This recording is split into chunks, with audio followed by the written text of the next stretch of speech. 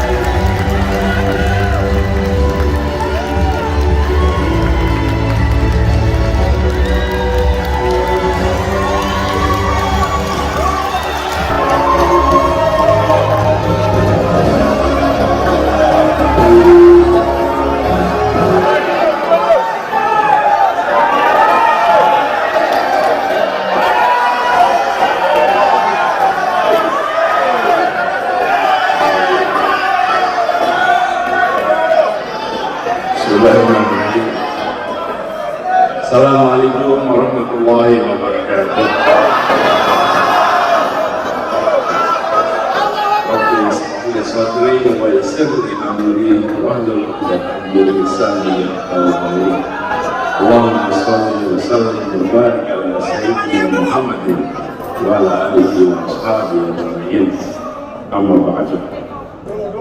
Yang saya hormati senior kita, saya hormati ketua kita Pak CK dan Ibu Pak Mahfud MD, kemudian Pak Gubernur, Ibu Ketua DPRD, dan seluruh senior trainer kita semua, termasuk Presidium yang saya hormati, serta seluruh peserta Munas ke-11 kami. Alhamdulillah, ini suasananya seperti suasana Kongres HMI malam kali ini. Tapi sebelum kita bicara lebih jauh, tadi gambar terakhir menggambarkan suasana Palu 4 tahun yang lalu, ketika tsunami, ketika likuifaksi, gempa waktu itu. Pada saat yang sama, hari ini saudara kita di Cianjur sedang mengalami cobaan yang tidak kalah dengan apa yang kita alami hari ini 4 tahun yang lalu di Palu. Karena itu izinkan saya mengajak kita semua, mari kita kirimkan Fatihah untuk saudara kita di Cianjur. Insya Allah mereka diberikan kekuatan bisa segera bangkit dari ujian yang berat ini. Alhamdulillah wa ni'matus sholihah. Al-Fatihah.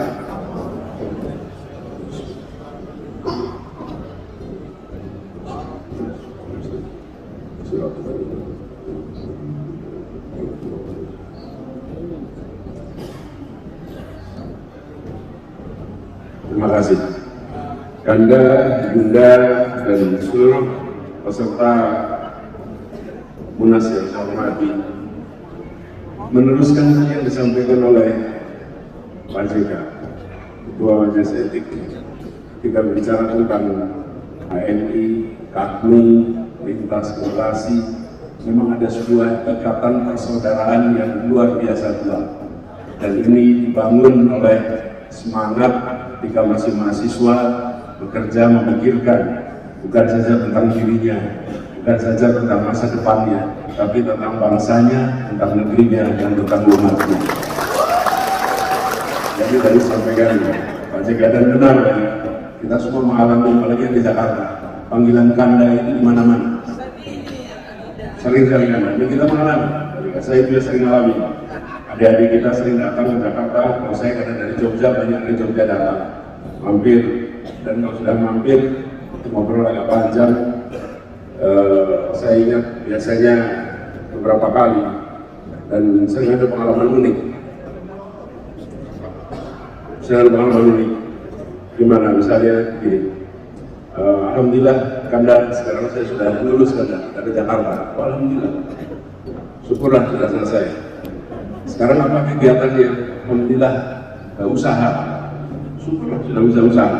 Memang kita perlu banyak pengusaha. Bidangnya apa? Ya usahakan apa? Jadi usahanya kalau bisa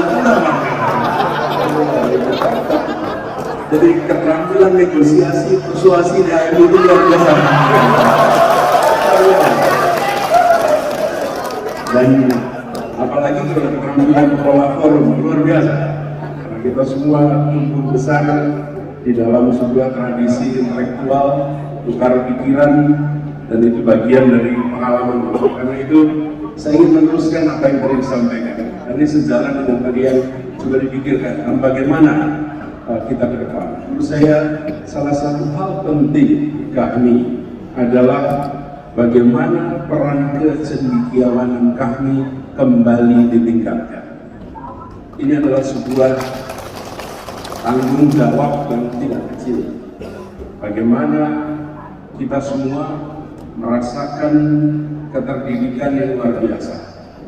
Apalagi generasi awal, seperti tadi disampaikan Pak Yusuf Kala, masuk AMI tahun 60, itu adalah generasi awal yang mendapatkan pendidikan dari kalangan santri, kalangan latar belakang keluarga muslim yang pada waktu itu masih minim karena SMA masih terbatas.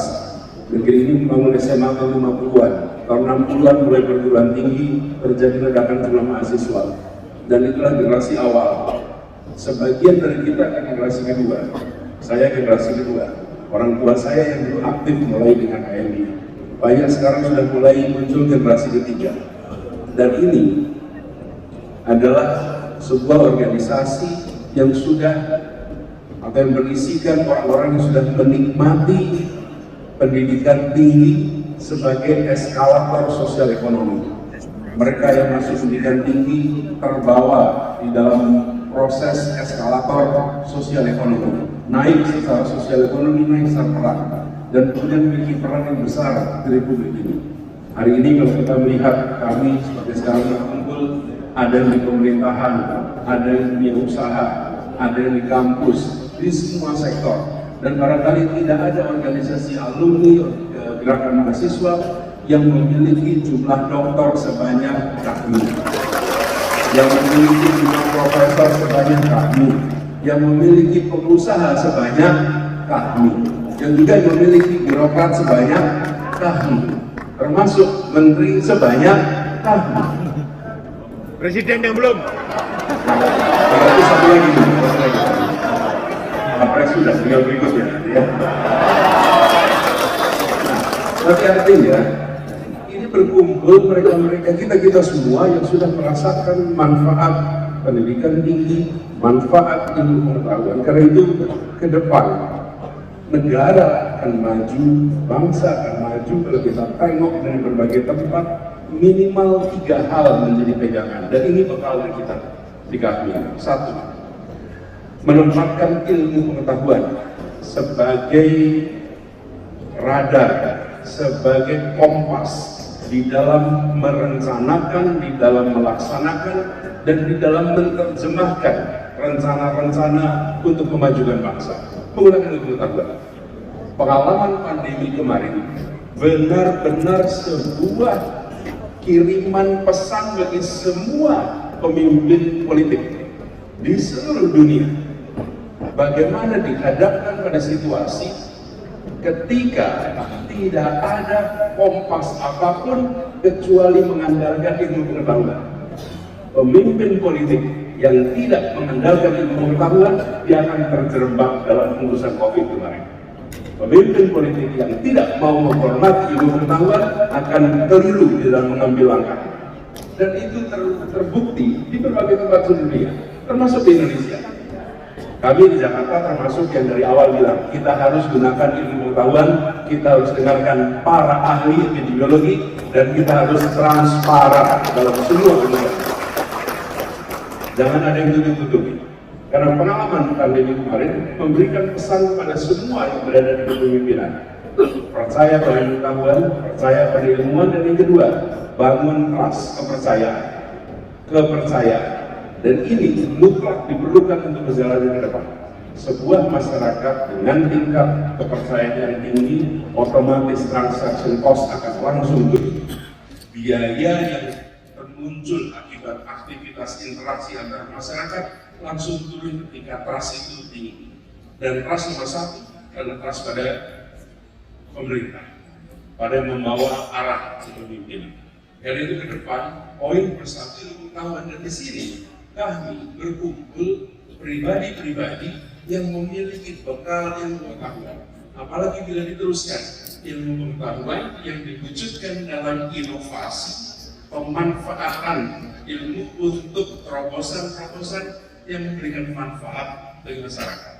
Dan inovasi ini tidak terbatas pada bidang yang terkait teknologi saja, tapi inovasi yang terkait dengan sosiologi, inovasi yang terkait dengan pemerintahan, inovasi yang terkait dengan public policy. Ruang inovasi itu dibuka besar, dan di situ negara akan mengalami kemajuan. Poin nomor satu adalah bagaimana ilmu pengetahuan itu digunakan. Akhir-akhir ini kita sering merasakan ilmu pengetahuan sering dianggap nomor 2, teori sering dianggap tidak penting, ilmu sering nomor sekian, yang penting hasil. Belum tentu. Kalau kita tidak menggunakan rumusan yang benar, hasil yang tentu tidak akan bisa. Itu pertama. Yang kedua, etos kerja. Tidak ada pilihan lain etos kerja. Kemauan untuk bekerja keras, kemauan untuk bekerja tuntas, dan kita menyaksikan bagaimana organisasi ini berisi orang-orang yang ulet, tangguh, sanggup bekerja keras. Kalau tidak berada di dalam posisi-posisi yang kita lihat sekarang. Bapak sekalian menghormati, pada saat kita buka puasa di Jakarta, kami bikin acara buka puasa. Ketika buka puasa itu, lalu kita ada tuan rumah dari buka puasa itu. Para tuan rumah ini adalah pribadi-pribadi yang dibanggakan oleh kami. Itu pada Pak JK, Pak Mahfud, Pak sekalian kita semua. Mereka ini berada di dalam pusat-pusatnya Jakarta. Kenapa? Karena mereka pribadi-pribadi memiliki etos kerja yang luar biasa, kemauan kerja keras yang amat tinggi, dan organisasi ini mendidik itu semua. Karena itu ketika bicara tentang etos kerja, tidak ada pilihan lain. Kita mendorong, makanya saya sering agak terganggu apalagi ada hari Minggu diadakan jalan santai. Bangsa ini sedang perlu ngoyo, bukan perlu santai. Harusnya bukan jalan santai, tapi jalan ngoyo, jalan kerja keras, etos. Dan kemarin Piala Dunia juga menunjukkan bagaimana Jepang dengan etosnya, bagaimana Saudi dengan etosnya, sanggup bisa bangkit. Etos kerja yang luar biasa. Yang ketiga, kita bicara tentang etika. Bagaimana etika publik itu dijaga, patutan publik itu dijaga. Etika ini bukan soal salah dan benar secara hukum, tapi patut dan tidak. Dan kita menyaksikan bangsa-bangsa yang maju, negara yang maju menjaga yang disebut sebagai kepatutan, etika di dalam masyarakat. Kami, AMI, memiliki stok pengalaman yang begitu banyak di dalam menjaga etika ini. Karena itulah kalau kita bicara tentang ke depan, tengok ke belakang. Tengoklah para pendiri republik ini. Kalau kita menengok pendiri republik ini, rasanya seperti menengok jajaran kami di masa itu. Waktu itu belum ada kami, karena HMI baru ada tahun 47. Siapa mereka ini? Para alumni Jong Islam Bon, para alumni berbagai organisasi. Mereka adalah pribadi yang satu, punya fondasi agama, fondasi Islam yang kuat. Yang kedua, mereka terbuka pemikirannya dengan gagasan-gagasan dari ilmu pengetahuan yang beredar di masanya. Mereka memiliki etos kerja yang luar biasa. Mereka tidak pernah jeda, karena bagaimanapun harus menghadapi tantangan kolonialisme yang luar biasa. Dan mereka menjaga etika publik dengan amat tinggi. Founding Fathers kita mendirikan republik ini dengan membawa ilmu, membawa etos kerja, dan membawa etika publik yang kemudian mereka wujudkan dalam bentuk pendirian republik. Muncul dokumen yang disebut sebagai pembukaan Undang-Undang Dasar 45, disebut sebagai Piagam Jakarta. Siapapun yang membaca dokumen itu pasti mereka akan bilang di sini ada intisari sebuah pergolakan perlawanan, sebuah gagasan keadilan yang diwujudkan dalam sebuah rangkaian ide yang sangat lengkap. Dibandingkan dengan berbagai negara lain, kalau kita lihat konstitusi jarang yang memiliki pembukaan sedalam yang dimiliki oleh pembukaan Undang-Undang Dasar 45. Ini semua memberikan kepada kita pelajaran hikmah ke depan. Saya rasa di kami kita punya PR yang cukup besar di sini. Kedepannya siapapun yang nanti bertugas di Republik ini perlu secara serius menempatkan 3 hal tadi menjadi bahan untuk berjalan ke depan. Dan tujuannya apa? Tujuannya seperti tadi disampaikan oleh Pak Mahfud. Republik ini didirikan untuk menghadirkan keadilan sosial bagi seluruh rakyat Indonesia. Keadilan itulah yang menjadi tujuan utama. Tanpa ada keadilan, maka semua urusan lewat. Tidak ada persatuan dalam ketimpangan. Persatuan akan muncul bila ada rasa keadilan. Tidak akan ada perasaan kebersamaan, kedamaian jika tidak ada rasa keadilan. Dan kedamaian itu tidak ditandai dengan tiadanya kekerasan. Kedamaian itu tidak ditandai dengan tiadanya konflik. Kedamaian itu ditandai dengan hadirnya rasa keadilan. Itulah yang akan bisa menghadirkan rasa kedamaian yang hakiki. Jadi ketika kita berbicara tentang Sulawesi Tengah yang tenang dan damai, maka menjaga Sulawesi Tengah untuk tenang dan damai, menjaga Indonesia tenang dan damai, bukan dengan menghadirkan aparat keamanan yang membuat semuanya merasa khawatir untuk bergerak, tapi dengan menghadirkan rasa keadilan sosial bagi semua. Disitulah kemudian pegangan kita. Dan untuk menghadirkan rasa keadilan sosial harus ada inovasi, harus ada terobosan. Dan terobosan itu tidak selalu berbentuk teknologi inovasi. Kalau boleh saya cerita sedikit yang kami alami di Jakarta. Di Jakarta ini, misalnya kita punya kasus soal tanah. Ada rakyat kecil yang tinggal di tanah-tanah yang statusnya milik BUMN.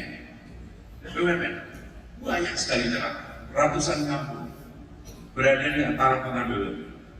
Apa yang terjadi pada mereka? Mereka tinggal tanah BUMN, lalu otomatis tidak punya status soal tanahnya, stay sengketa statusnya. Di sisi lain, mereka tidak punya IMB, karena tidak punya IMB tidak bisa masuk listrik, tidak bisa masuk air, tidak masuk izin usaha dan lain-lain. Kita dalam situasi menyaksikan ini sesuatu yang salah. Apakah BUMN tanahnya di situ beli dari rakyat? Tidak. BUMN ini tanahnya dapat dari perusahaan milik Belanda yang dinasionalisasi. Perusahaan milik Belanda dapat tanah dari mana? Ya mereka datang digarisin saja tanah itu, dijadikan itu sebagai milik perusahaan Belanda. Tapi pencatatannya dipindahkan menjadi pencatatan aset milik BUMN. Kami di Pemprov dalam situasi ini didiamkan, tidak akan pernah selesai. Lalu kita bisa inovasi. Inovasi bukan lebih inovasi teknologi, tapi inovasi policy. Apa yang dilakukan? Kita buatkan yang namanya IMB kolektif. 1 RT, 1 IMB. Belum pernah ada di Indonesia. 1 RT, 1 RW, 1 IMB. Ada. Tapi dengan 1 IMB itu, kita katakan urusan status tanah biarlah diselesaikan di pengadilan. Tapi jangan sampai mereka yang kecil tidak punya IMB sehingga tidak punya listrik, tidak punya air minum, tidak punya akses untuk kredit, tidak punya akses kepada perbankan izin usaha. Begitu dapat IMB, langsung mereka dapat semua kesempatan yang setara dengan yang lain. Kenapa inovasi itu dilakukan? Karena kita melihat di kota itu yang besar tambah besar, tapi yang kecil berdekade-dekade tetap kecil. Tugas negara hadir untuk memberikan terobosan agar yang kecil tumbuh menjadi besar, dan yang besar tetap besar. Jadi saya ingin sampaikan bahwa inovasi itu banyak ruang, dan ketika keadilan sosial itu ada di dalam benak kita, dan dalam setiap urusan kita tempelkan apakah keadilan sosial muncul di dalam urusan kita, apakah keadilan sosial muncul dalam urusan kita. Kami khawatir bila itu tidak dikerjakan, maka keadilan sosial itu akan menjadi teks yang dibaca berulang-ulang setiap upacara, tapi tidak diwujudkan dalam keseharian keadilan sosial. Nah, itulah sebabnya kita ikhtiarkan bersama. Jadi kami berharap mudah-mudahan di KAHMI ini ada keseriusan kita untuk meningkatkan peran cendekiawan, menunjukkan etos kerja yang tinggi dan etika publik yang tinggi. Dan kita sampai pada etika publik, ini adalah sebuah munas. Di munas ini berkumpul semua unsur. Saya rasa hanya ada HMI, yang di seluruh partai ada HMI, di seluruh bidang ada HMI. Dan kita berkumpul, latar belakangnya boleh beda-beda, dan latar belakang tidak bisa disatukan. Tapi semua berkumpul untuk kemajuan kami, untuk kontribusi kami bagi Indonesia dan maju. Karena itu, insya Allah nanti ini akan menjadi contoh bagaimana sebuah munas dengan bersirikan akhlak yang mulia. Bagaimana perbedaan pandangan dibicarakan dengan kematangan. Bagaimana tukar pikiran itu terjadi. Dan bagaimana lawan debat adalah teman berpikir. Bagaimana kita menunjukkan kami bisa jadi contoh di antara munas-munas lain yang akhir-akhir ini muncul dengan kekerasan. Dan kita bisa tunjukkan bahwa kedepannya kami bisa bersatu.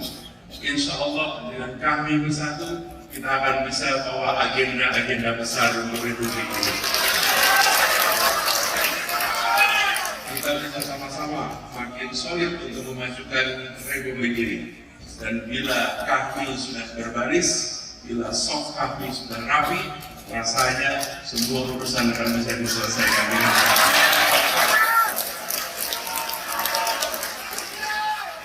Semoga dengan munas integritas kepemimpinan baru mencerminkan variasi yang lengkap yang ada di kami.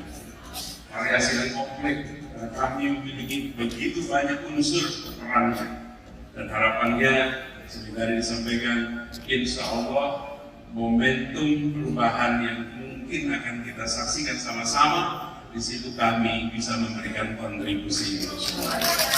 Itu saja dari saya, kalau lebih mohon maafkan. Terima kasih. Assalamualaikum warahmatullahi wabarakatuh.